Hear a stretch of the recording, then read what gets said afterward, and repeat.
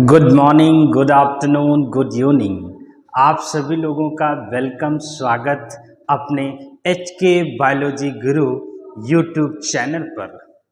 आज हम फिर से लेकर के आ गए हैं क्लास 11th NCERT नीट के एग्ज़ाम को देखते हुए morphology of the flowering plant.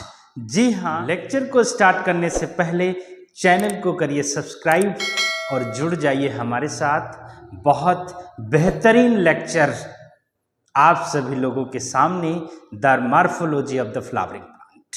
जी हाँ, आज हम बात करेंगे बेटा morphology of the flowering plant की। Morphology of the flowering plant की अगर हम बात करें, ये क्लास 11th का NCERT नीट के पॉइंट ऑफ व्यू से बहुत इंपॉर्टेंट है। जी हाँ, सबसे पहले अगर हम बेसिकली की बात करें बेटा morphology of the flowering plant, सबसे पहले हम बात करेंगे मॉर्फोलॉजी होती क्या है। मॉर्फोलॉजी का मतलब होता है कि जैसे मान लीजिए, बहुत ध्यान से समझिएगा, 100% आप अगले 20 मिनट तक अगर हमारे साथ रहेंगे तो आपको बहुत बेहतरीन समझ में आएगा। मॉर्फोलॉजी का मतलब क्या होता है। चूंकि हमने मॉर्फोलॉजी की बात की है, हालांकि दो टर्म हैं, एक है मॉर्फोलॉजी, एक है बेटा एनाटॉमी। मॉर्फोलॉजी का मतलब होता है, जैसे मान लीजिए ये हमारा मार्कर है, राइट। इस मार्कर को अगर हम देख रहे हैं तो ये बाहर से किस तरीके से दिख रहा है, इसका अपीयरेंस कैसा है, स्ट्रक्चर कैसा है, ओरिएंटेशन कैसा है, दैट इज फिजिकल अपीयरेंस इसका किस तरीके का है, यह सिचुएशन मॉर्फोलॉजी कहलाती है। क्लियर। तो इसी तरीके से हम मॉर्फोलॉजी की बात कर रहे हैं प्लांट्स की। प्लांट्स कौन से? फ्लावरिंग प्लांट की बात हो रही है। क्यों? क्योंकि आपने देखा है और समझा भी है बेटा, प्लांट्स हम सबसे पहले जब प्लांट किंगडम की बात करते हैं तो वहां पर हम दो भागों में बांट देते हैं, क्रिप्टोगैम और फिनेरोगैम। ठीक है, क्रिप्टोगैम को फिर से 3 भागों में बांटा जाता है। कौन कौन से बेटा 3 भाग? पहला है थैलोफाइटा, दूसरा है ब्रायोफाइटा, तीसरा है बेटा टेरिडोफाइटा। नाउ जो फिनेरोगैम का फर्स्ट पोर्शन है जिम्नोस्पर्म और सेकंड है बेटा एंजियोस्पर्म।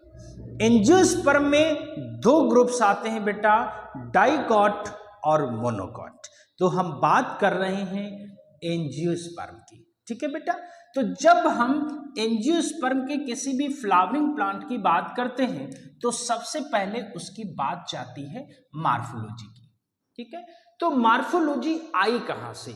मॉर्फोलॉजी का मतलब फर्स्ट ऑफ ऑल, हम जब किसी भी सीड को बेटा जर्मिनेट कराते हैं, ठीक है, जब किसी भी सीड को जर्मिनेट कराते हैं तो एट दैट टाइम जर्मिनेशन के लिए हर एक सीड को एटमॉस्फेरिक, ठीक है बेटा, नंबर 2 टेम्परेचर चाहिए, नंबर 3 मॉइस्चर चाहिए। ठीक है, मतलब हम कह सकते हैं ATM। सबसे पहले जब किसी भी सीड को जर्मिनेशन के लिए उसको जो नरिशमेंट क्वालिटी चाहिए वो 3 चीजें चाहिए। क्या क्या चाहिए? एटमॉस्फेयर, टेम्परेचर और मॉइस्चर। अर्थात ATM अगर उस सीड को मिल जाए बेटा तो वो सीड जर्मिनेट हो जाता है। ठीक है, फर्स्ट ऑफ ऑल जब सीड जर्मिनेट होता है तो सीड के जर्मिनेशन से 2 चीजें बेटा प्रोड्यूस होती हैं, एक टुवर्ड ग्रेविटी और एक टुवर्ड फोटोट्रॉप कंडीशन। तो बेटा जो कंडीशन में ऊपर की ओर जर्मिनेट होता है, इस सिचुएशन को कहते हैं हम प्लेम्यूल, और जो सिचुएशन बेटा नीचे की ओर जर्मिनेट होती है इसको हम कहते हैं बेटा रेडिकल। 2 चीजें, एक रेडिकल और एक प्लेम्यूल। तो जो चीज बेटा उस सीड से नीचे की ओर जर्मिनेट हो रही है उसको हमने कहा रेडिकल, और जो स्ट्रक्चर सीड के ऊपर की ओर जर्मिनेट हो रहा है उसको हम कह रहे हैं प्लेम्यूल। अब देखो देखो यहाँ पर समझने योग्य बात यह है कि जो प्लेम्यूल है बेटा, ये आगे चल करके सूट सिस्टम बनाएगा। क्या बनाएगा बेटा? सूट सिस्टम बनाएगा। और जो रेडिकल है ये आगे चल करके रूट सिस्टम बनाएगा। तो दोनों चीजें आई हो क्लियर हो गई होंगी। प्लेम्यूल क्या बनाता है? Shoot system. और रेडिकल क्या बनाता है? प्लेम्यूल में क्या क्या चीजें आएंगी? जैसे स्टेम, लीव्स और फ्रूट्स। इसलिए जब फाइनली एक प्लांट बनके तैयार हो जाता है, उस प्लांट के पास क्या क्या हो जाता है बेटा? बेसिकली रूट हो जाता है, सेकंड स्टेम हो जाता है, तीसरा बेटा लीफ हो जाता है, और इस लीफ के बाद हम इसी में फ्लावर देखते हैं, और फिर बेटा फ्रूट्स देखते हैं। ठीक है, तो जब एक कंप्लीट प्लांट बनके तैयार हो जाता है, उसमें हमें रूट दिखाई देता है, स्टेम दिखाई देता है, लीफ दिखाई देती है बेटा, फ्लावर्स दिखाई देते हैं और फ्रूट्स दिखाई देते हैं। आज हम बात करेंगे प्रॉपर रूट्स क्या होते हैं। अंडरस्टूड? आगे बढ़ने से पहले चैनल को करिए सब्सक्राइब, कमेंट करिए और लाइक करिए, और अगर हमारा लेक्चर आपके दिल की गहराइयों तक टच कर रहा है तो प्लीज अपने सभी व्हाट्सएप ग्रुप पर तुरंत शेयर कर दीजिए। बहुत बहुत धन्यवाद शेयर, कमेंट और लाइक करने के लिए। अब यहां पर देखिएगा, जब हम रूट्स की बात करते हैं, फर्स्ट ऑफ ऑल सबसे पहले आज हम रूट्स की बात करेंगे, जड़। तो रूट्स जो होती बेटा जड़ होती है, जो कहीं ना कहीं प्लांट को अनकरेज प्रोवाइड का काम करता है, उस प्लांट को फ्लेक्सिबिलिटी प्रोवाइड करता है, उस प्लांट को जमीन पर स्थिर रखने में मदद करता है। That is called encourage of the plant. ठीक है, तो सबसे पहले हम बात करेंगे कि जो रूट्स होती हैं बेटा, वो जो सीड से फर्स्ट टाइम रूट्स निकलती हैं, right, that is called primary root. इसको क्या कहेंगे? Primary root. और कहीं ना कहीं बेटा जो प्राइमरी रूट्स है, ये आगे टेप रूट की तरह काम करती है, जो कि सभी डाइकॉट्स प्लांट में पाई जाती है, टैप रूट। ठीक है बेटा। सेकंड, इसी जड़ से कुछ जड़ें और निकलती हैं बेटा, that root is called secondary roots. इनको हम क्या कहेंगे बेटा? सेकेंडरी रूट्स कहेंगे। और आफ्टर गेटिंग सम टाइम इसी रूट से फिर से जड़ें निकलती हैं, और इन जड़ों को हम कहते हैं बेटा टर्सरी रूट्स। क्या कहते हैं बेटा? Tertiary roots. तो जो रूट सबसे पहले निकली that is called primary root, इससे रूट्स जो दोबारा निकली that is called secondary roots, और अगेन उस रूट से फिर से बाइफर्केट हो गई सेकेंडरी रूट्स, और इन सभी रूट्स को बेटा मिला करके हम रूट सिस्टम कहते हैं, जड़ तंत्र कहते हैं। प्राइमरी, सेकेंडरी, टर्सरी रूट्स को मिला करके हम रूट सिस्टम कहते हैं। अब देखो बेटा, जो ये टैप रूट है, this is the main reason of dicot. ये डाइकॉट में पाई जाती है। और अगर वीडियो सही लग रहा तो तुम्हें कसम भगवान की शेयर करो, सब्सक्राइब करो, लाइक करो और ठोको, आगे बढ़ाओ। अब देखो बेटा, जो टैप रूट्स है ये डाइकॉट्स में पाई जाती है। और बहुत बहुत धन्यवाद हमारे जहीर बाबू को। जहीर बाबू हमारा वीडियो बना रहे हैं, इसलिए बहुत बहुत धन्यवाद, दिल की गहराइयों से भैया को चुम्मी।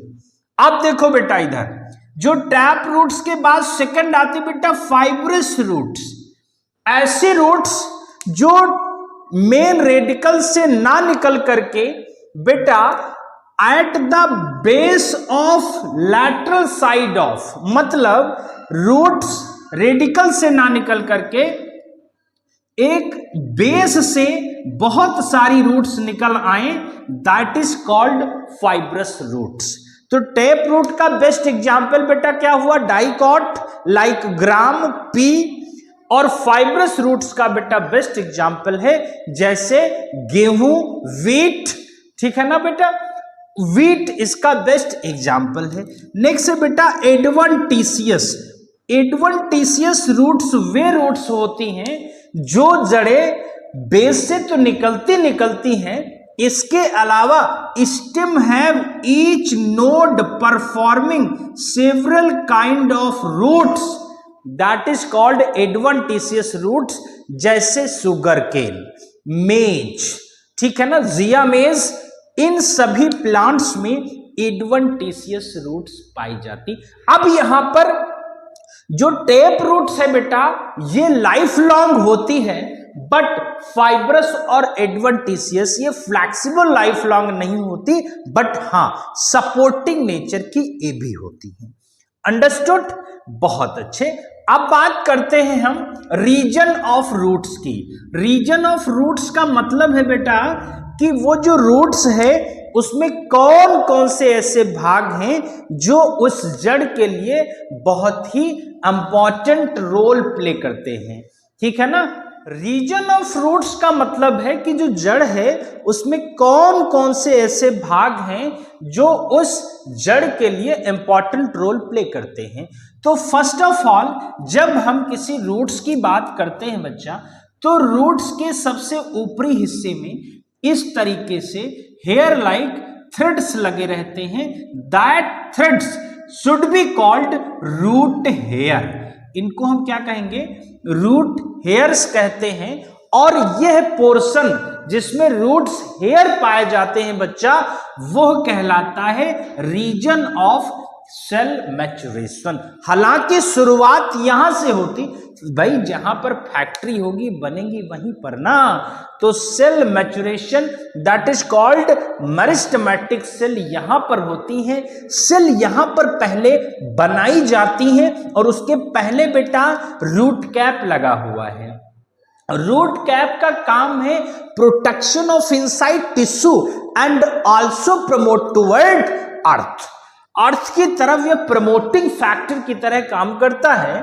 और इसके just behind meristematic cell activity पाई जाती है और इनका काम है बच्चा हमेशा सेल बनाते रहना, बना बना के आप आगे सेल विड्रॉ करते रहो, जैसे हम पूरी बना बना करके आगे बढ़ाते रहते हैं। सेम उसी तरीके से सेल बन करके ऊपर की ओर विड्रॉ होती रहती है और यहां पर उन सेल को इलोंगेट कराया जाता है, that is called region of cell elongation. और जब सेल इलोंगेट हो जाएंगी उसके बाद बेटा उसको क्या किया जाएगा, सेल ऑफ मैच्योरेशन, उस सेल को मैच्योर किया जाएगा। यह कंप्लीट सिस्टम जो आपने बेटा पढ़ा that is called region of roots. Okay बेटा। अब देखो कभी कभी क्या होता है, कुछ जड़ें कुछ रूट्स ऐसी हो जाती हैं जो मॉडिफाई हो जाती हैं, रूपांतरित हो जाती हैं।